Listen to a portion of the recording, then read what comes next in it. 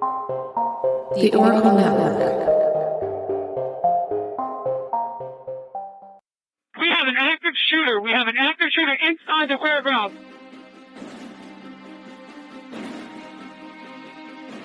Welcome to Active Shooter, a podcast that covers the whys, the hows, and the aftermath of active shooter and mass casualty events.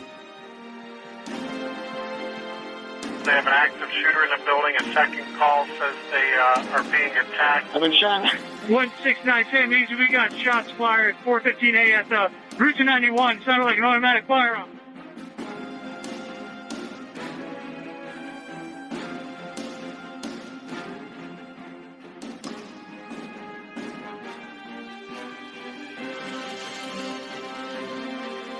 Active shooter, reports of an active shooter in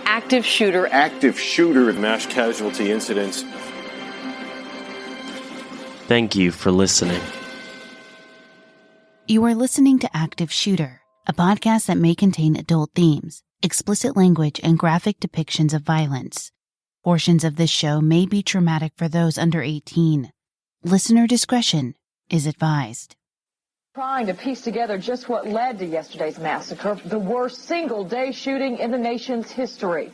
The site of the tragedy, a Luby's Cafeteria, is along Highway 190 in the central Texas town of Killeen.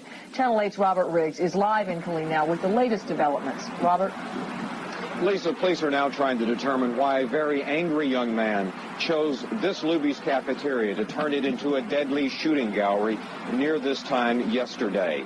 The gunman drove his truck into the cafeteria, then coldly, calmly got out of the truck and began going table to table, executing his victims. 22 people died in the carnage. Police say that they are puzzled by his motivation for doing this. They have been collecting some information into a psychological profile that is giving them some tips as to what may have been his motivation. Police also say that there does not appear to be any ties between the deceased gunman and employees or dining patrons at Luby's. A loner, an oddball, few friends. It seems that we are seeing a pattern with the shooters that we've covered thus far. In this episode, it's no different as we dive deeply into the shooting that happened at Luby's Cafeteria on October 16th, 1991. Active Shooter the podcast is a High Five Holly production, and I'm your host, JT. If you've listened to our prior episodes, you know that the Active Shooter podcast team has taken the No Notoriety pledge, and we will not be sharing the real name of the shooters that we cover. We will be giving the shooters a pseudonym and refer to them by that name throughout the episode. This will help in clearing up any confusion in the story, while remaining true to our pledge in not naming the shooter by their actual name. In today's episode, we will refer to the shooter as Jason.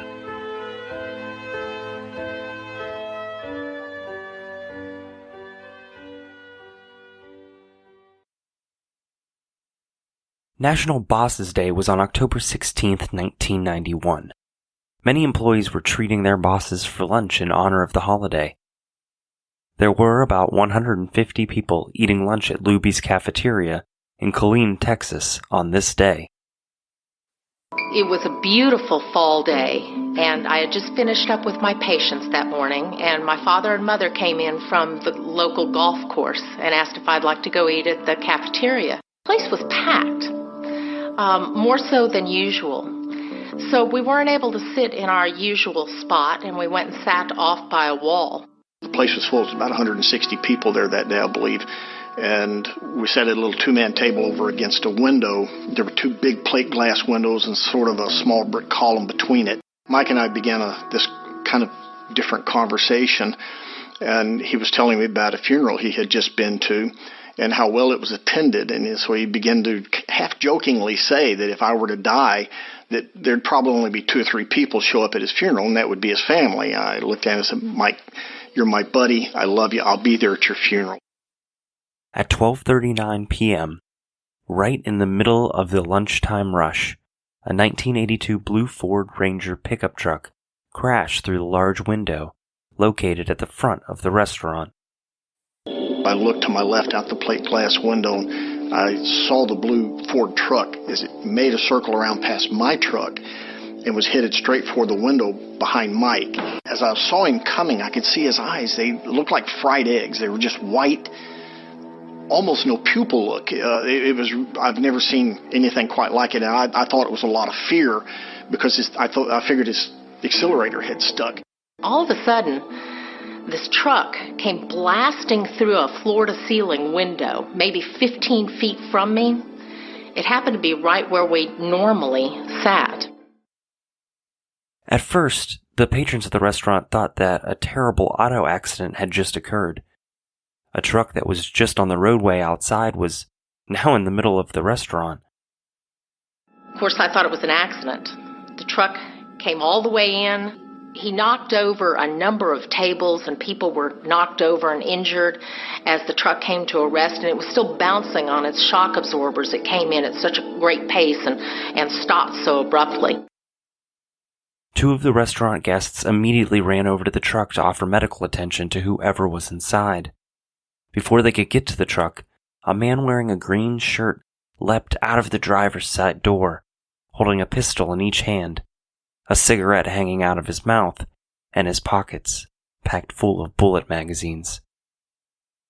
Jason immediately started shooting, and then he walked around in a large circle, yelling different phrases such as, "It's payback day," and "This is what Bell County did to me." He wore a smirk on his face as he began taking the lives of innocent people. So I jumped up. I'm first aid and CPR certified, and so I jumped up to run around because there was an old couple sitting there at that plate glass window. As I circled around the left-hand corner of his tailgate, all of a sudden his left arm came out with a 9mm Glock, semi-automatic, and there was a female cashier standing there, and he shot her twice in the chest, threw her backwards. I couldn't believe what was going on. And with his other hand, apparently he opened the car door and started getting out. And as he was getting out, I'm standing there facing him, like 5 foot from him. But he started firing down the serving line, which was at probably a 40-degree angle from where he was standing. As fast as he could go, he was just shooting down the serving line, making people, trying to take control of the room. People started fleeing and hiding under whatever they could find. The terrified guests hid under overturned tables and chairs, while others fled to the bathrooms to hide. One woman hid in a freezer and was later treated for hypothermia. A Luby's Cafeteria employee hid for cover in the restaurant's industrial-sized dishwasher, and he was so terrified that he didn't come out of the dishwasher until the next day. People started screaming, and you could hear the wailing and people yelling, "I'm hit, I'm hurt." People were pushing their tables over and ducking behind the tables, and it just went like flash, instant chaos, and everybody flipped into survival. Rather than firing random shots, it appeared that Jason was concentrated on delivering fatal shots. For instance, 10 of the 23 victims that were killed were shot fatally in the head. Some of the victims were holding hands even though they were strangers. Others were praying, both alone and with each other. On a semi-automatic, when you run out of bullets, the breech comes back and stays back. And when it came back, that's when Doty yelled out, "His gun is empty." That's when Doty and I jumped up and grabbed the chair. We thought we would exit. He turned and looked at us, and there was an eye contact for just like a couple of seconds. Imagine your worst horror. This guy was horrible looking. I mean, his face was tight, it was drawn, and the eyes were just unbelievably white and large.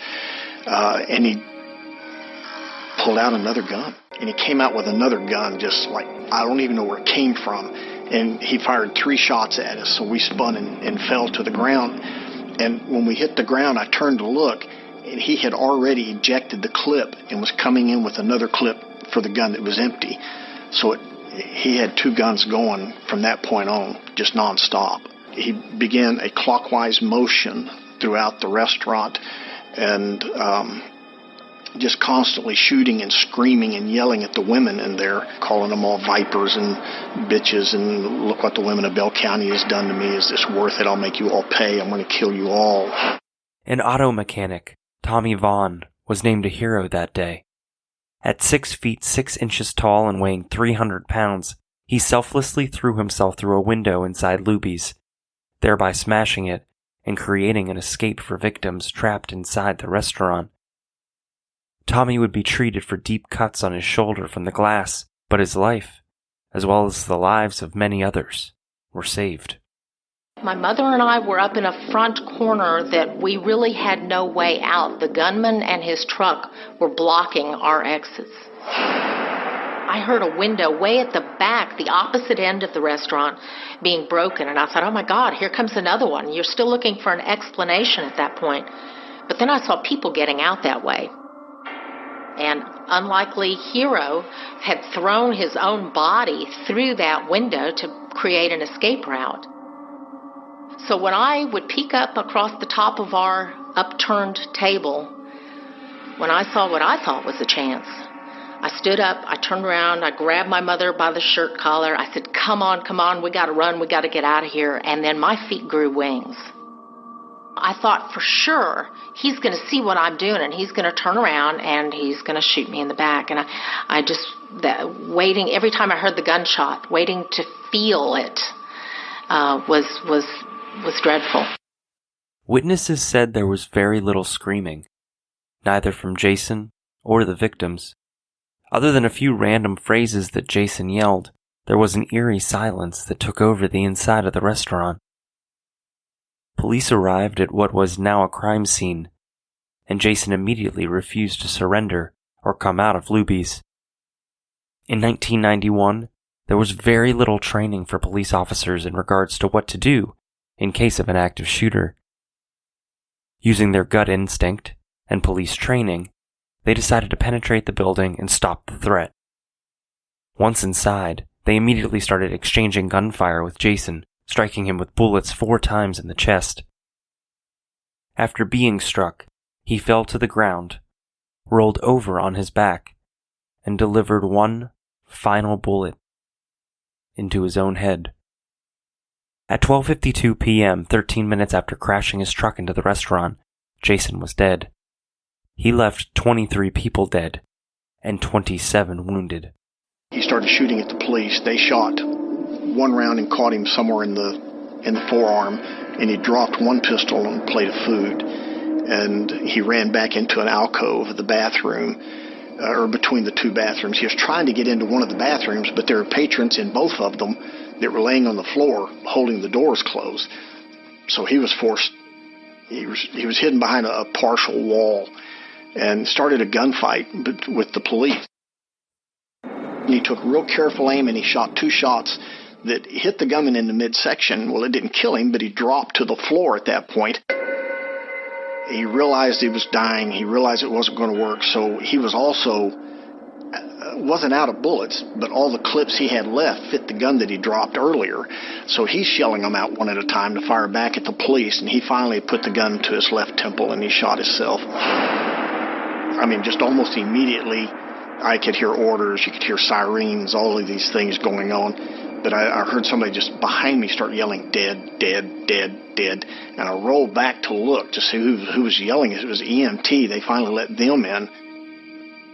He saw me alive, and he yelled, "We have a live one." That was some pretty good words. Best words I'd heard, I guess, through the whole 12-minute ordeal. I was shot in the back. Actually, it was in the upper hip, and it came out my stomach. It actually didn't come out because I was laying belly on the concrete. It missed my backbone by a ½ inch. Missed all the major nerves. Missed all the major arteries. But yet it was life-threatening. I didn't have to have a blood transfusion, but they said it was so close, and they almost lost me a couple of times on the operating table. But everything's healed up. Everything works. And everything's good now. Just an ugly scar. During their initial investigation, investigators concluded that it appeared Jason had a deep hatred for women.